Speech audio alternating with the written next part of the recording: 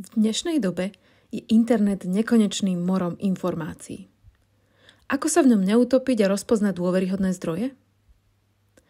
Nedostatočná informačná gramotnosť môže viesť k nesprávnym rozhodnutiam, dokonca ohrozujúcim zdravie či bezpečnosť. Namiesto pasívneho príjmania obsahu je kľúčové vedomé a premyslene vyhľadávať informácie. Predstavte žiakom metódu laterálneho čítania.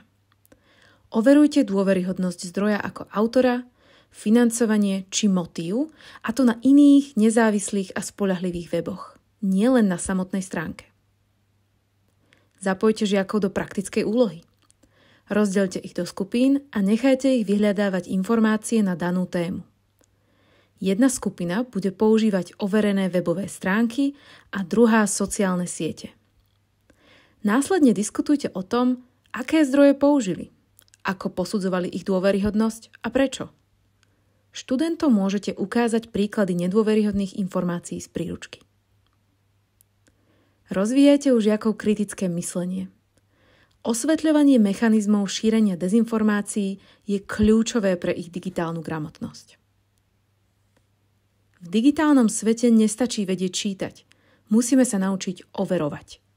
Každý z nás denne pracuje s množstvom informácií, no nie všetky sú pravdivé. Preto vás pozývame k záverečnej výzve. Ak narazíte na článok, video alebo príspevok, ktorý vo vás vyvolá silnú reakciu, vyhľadajte aspoň 2 nezávislé zdroje, ktoré túto informáciu potvrdzujú alebo vyvracajú. Skontrolujte, kto je autor, ako má motiváciu a kto ho financuje. A až potom sa rozhodnite, či je hodné vašej dôvery.